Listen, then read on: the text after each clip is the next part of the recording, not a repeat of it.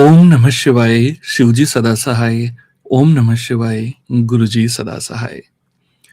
श्री शिव महापुराण वायवीय संहिता उत्तरखंड अध्याय 14। महादेव जी कहते हैं, वरानने आज्ञाहीन, क्रियाहीन, श्रद्धाहीन तथा विधि के पालनार्थ आवश्यक दक्षिणा से हीन जो जप किया जाता है वह सदा निष्फल होता है।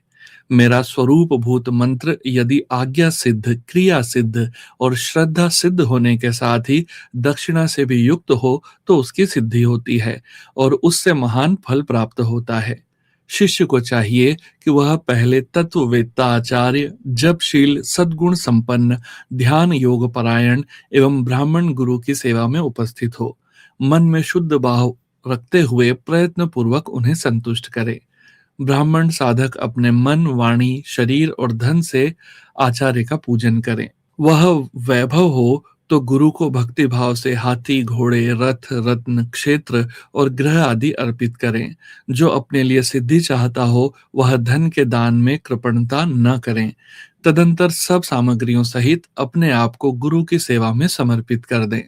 इस प्रकार यथाशक्ति निश्चल भाव से गुरु की विधिवत पूजा करके गुरु से ज्ञान का उपदेश क्रमशः ग्रहण करें। इस तरह संतुष्ट हुए गुरु अपने पूजक शिष्य को, जो 1 वर्ष तक उनकी सेवा में रह चुका हो, गुरु की सेवा में उत्साह रखने वाला हो, अहंकार रहित हो और उपवास पूर्वक स्नान करके शुद्ध हो गया हो, पुनः विशेष शुद्धि के लिए पूर्ण कलश में रखे हुए पवित्र द्रव्य युक्त मंत्र शुद्ध जल से नहलाकर चंदन, पुष्पमाला, वस्त्र और आभूषणों द्वारा अलंकृत करके उसे सुंदर वेशभूषा से विभूषित करें। तत्पश्चात शिष्य से ब्राह्मणों द्वारा पुण्याहवाचन और ब्राह्मणों की पूजा करवाकर समुद्र तट पर, नदी के किनारे, गौशाला में, देवालय में, किसी भी पवित्र स्थान में अथवा घर में सिद्धिदायक काल आने पर शुभ तिथि, शुभ नक्षत्र एवं सर्व दोष रहित शुभ योग में गुरु अपने शिष्य को अनुग्रह पूर्वक विधि के अनुसार मेरा ज्ञान दे। एकांत स्थान में अत्यंत प्रसन्नचित्त हो उच्च स्वर से हम दोनों के उस उत्तम मंत्र का शिष्य से भली भांति उच्चारण कराएं। बारंबार उच्चारण कराकर शिष्य को इस प्रकार आशीर्वाद दें, तुम्हारा कल्याण हो, मंगल हो, शोभन हो, प्रिय हो। इस तरह गुरु शिष्य को मंत्र और आज्ञा प्रदान करें। इस प्रकार गुरु से मंत्र और आज्ञा पाकर शिष्य एकाग्र चित्त हो संकल्प करके पुरस्चरण पूर्वक प्रतिदिन उस मंत्र का जप करता रहे। वह जब तक जिए तब तक अनन्य भाव से तत्परता पूर्वक नित्य 1008 मंत्रों का जप किया करे। जो ऐसा करता है वह परम गति को प्राप्त होता है। जो प्रतिदिन संयम से रहकर केवल रात में भोजन करता है और मंत्र के जितने अक्षर हैं उतने लाख का चौगुना जप आदर पूर्वक पूरा कर लेता है, वह पौरश्चरणी कहलाता है। जो पुरस्चरण करके प्रतिदिन जप करता रहता है उसके समान इस लोक में दूसरा कोई नहीं है। वह सिद्धिदायक सिद्ध हो जाता है। साधक को चाहिए कि वह शुद्ध देश में स्नान करके सुंदर आसन बांधकर अपने हृदय में तुम्हारे साथ मुझ शिव का और अपने गुरु का चिंतन करते हुए उत्तर या पूर्व की ओर मुंह किए मौन भाव से बैठे, चित्त को एकाग्र करे तथा दहन, प्लावन आदि के द्वारा पांचों तत्वों का शोधन करके मंत्र का न्यास आदि करे। इसके बाद सकलीकरण की क्रिया कर संपन्न करके प्राण और अपान नियमन करते हुए हम दोनों के स्वरूप का ध्यान करें और विद्या स्थान, अपने रूप, ऋषि, छंद, देवता, बीज, शक्ति तथा मंत्र के वाच्यार्थ रूप मुझ परमेश्वर का स्मरण करके पंचाक्षरी का जप करे। मानस जप उत्तम है, उपांशु जप मध्यम है तथा वाचिक जप उससे निम्न कोटि माना गया है। ऐसा अगमार्थ विशारद विद्वानों का कथन है। जो ऊंचे नीचे स्वर से युक्त तथा स्पष्ट और अस्पष्ट पदों एवं अक्षरों के साथ मंत्र का वाणी द्वारा उच्चारण करता है उसका वह जप वाचिक कहलाता है। जिस जप में केवल जिह्वा मात्र हिलती है अथवा बहुत धीमे स्वर से अक्षरों का उच्चारण होता है तथा जो दूसरों के कान में पड़ने पर भी उन्हें कुछ सुनाई नहीं देता, ऐसे जप को उपांशु कहते हैं। जिस जप में अक्षर पंक्ति का एक वर्ण से दूसरे वर्ण का, एक पद से दूसरे पद का तथा शब्द और अर्थ का मन के द्वारा बारंबार चिंतन मात्र होता है, वह मानस जप कहलाता है। वाचिक जप 1 गुना ही फल देता है। उपांशु जप 100 गुना फल देने वाला बताया जाता है। मानस जप का फल सहस्त्र गुना कहा गया है तथा सगर्भ जप उससे 100 गुना अधिक फल देने वाला है। प्राणायाम पूर्वक जो जप होता है उसे सगर्भ जप कहते हैं। अगर्भ जप में भी आदि और अंत में प्राणायाम कर लेना श्रेष्ठ बताया गया है। मंत्रार्थ वेदता बुद्धिमान साधक प्राणायाम करते समय 40 बार मंत्र का स्मरण कर लें। जो ऐसा करने में असमर्थ हो, वह अपनी शक्ति के अनुसार जितना हो सके उतने ही मंत्रों का मानसिक जप कर लें। 5, 3 अथवा 1 बार अगर्भ या सगर्भ प्राणायाम करें। इन दोनों में सगर्भ प्राणायाम श्रेष्ठ माना गया है। सगर्भ की अपेक्षा भी ध्यान सहित जप सहस्त्र गुना फल देने वाला कहा जाता है। इन 5 प्रकार से जपों में से कोई एक जप अपनी शक्ति के अनुसार करना चाहिए। उंगली से जप की गणना करना 1 गुना बताया गया है। रेखा से गणना करना 8 गुना उत्तम समझना चाहिए। पुत्र जीव जिया पोता के बीजों की माला से गणना करने पर जप का 10 गुना अधिक फल होता है। शंख के मनकों से 100 गुना, मूंगे से 1000 गुना, स्फटिक मणि की माला से 10,000 गुना, मोतियों की माला से लाख गुना, पद्माक्ष से 10 लाख गुना और स्वर्ण के बने हुए मनकों से गणना करने पर कोटि गुना अधिक फल बताया गया है। कुश की गांठ से तथा रुद्राक्ष से गणना करने पर अनंत गुने फल की प्राप्ति होती है। 30 रुद्राक्ष के दानों से बनाई गई माला जप कर्म में धन देने वाली होती है। 27 दानों की माला पुष्टदायिनी और 25 दानों की माला मुक्तिदायिनी होती है। 15 रुद्राक्षों की बनी हुई माला अभिचार कर्म में फलदायक होती है। जप कर्म में अंगूठे को मोक्षदायक समझना चाहिए और तर्जनी को शत्रुनाशक। मध्यमा धन देती है और अनामिका शांति प्रदान करती है। 108 दानों की माला उत्तम उत्तम मानी गई है। 100 दानों की माला उत्तम और 50 दानों की माला मध्यम होती है। 54 दानों की माला मनोहारिणी एवं श्रेष्ठ कही गई है। इस तरह की माला से जप करें। वह जप किसी को दिखाए नहीं। कनिष्ठिका उंगली अक्षरणी जप के फल को क्षरित अर्थात नष्ट न करने वाली मानी गई है, इसलिए जप कर्म में शुभ है। दूसरी उंगलियों के साथ अंगुष्ठ द्वारा जप करना चाहिए, क्योंकि अंगुष्ठ के बिना किया हुआ जप निष्फल होता है।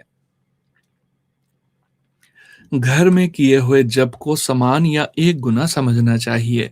गौशाला में उसका फल 100 गुना हो जाता है। पवित्र वन या उद्यान में किए हुए जप का फल सहस्त्र गुना बताया जाता है।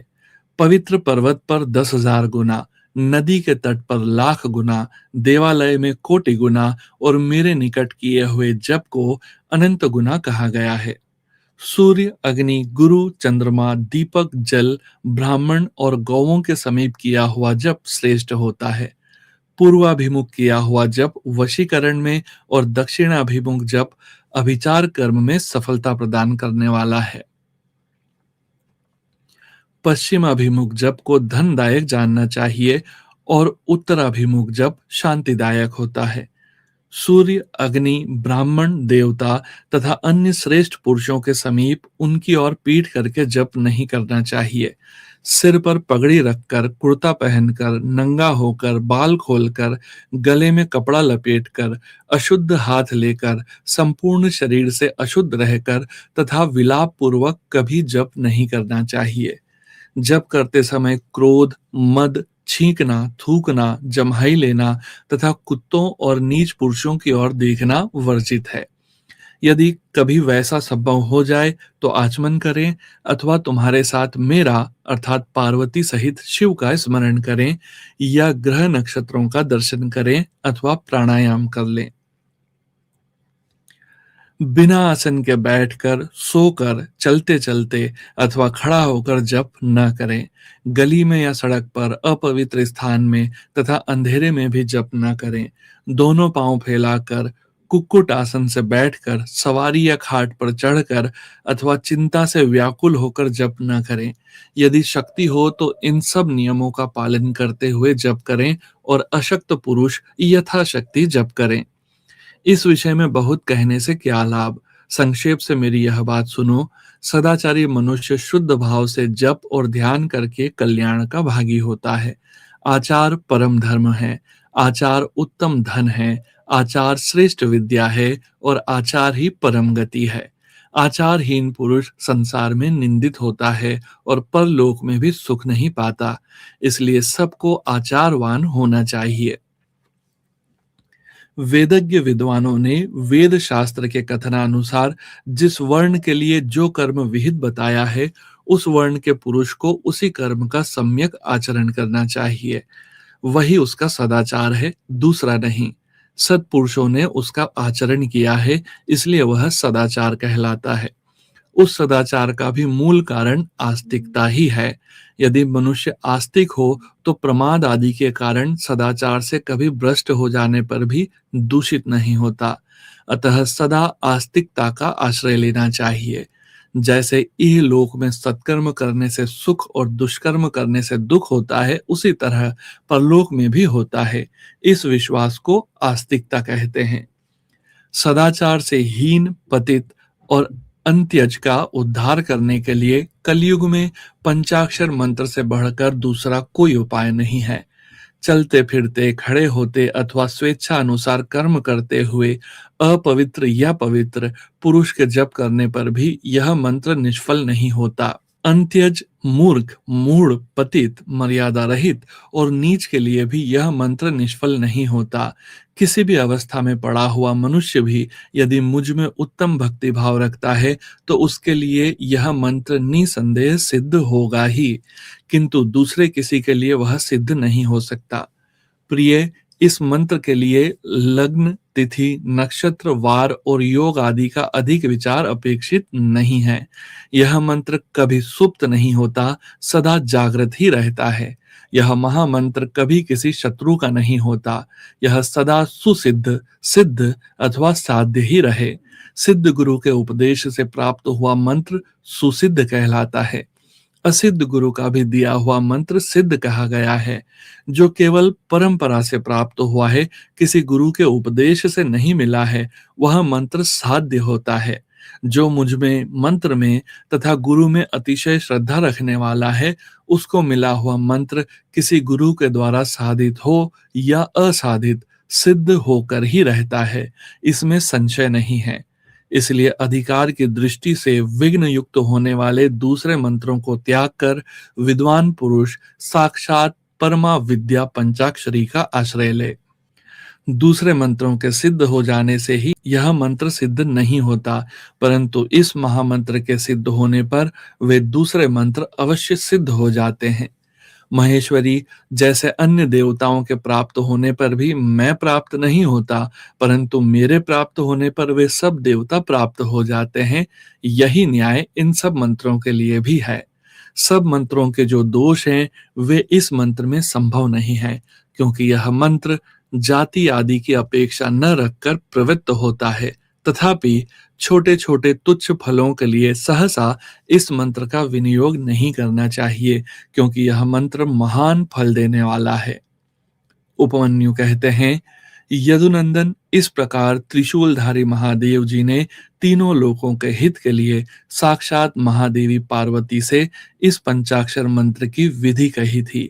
जो एकाग्र चित्त हो, भक्ति भाव से इस प्रसंग को सुनता या सुनाता है, वह सब पापों से मुक्त हो परम गति को प्राप्त हो जाता है।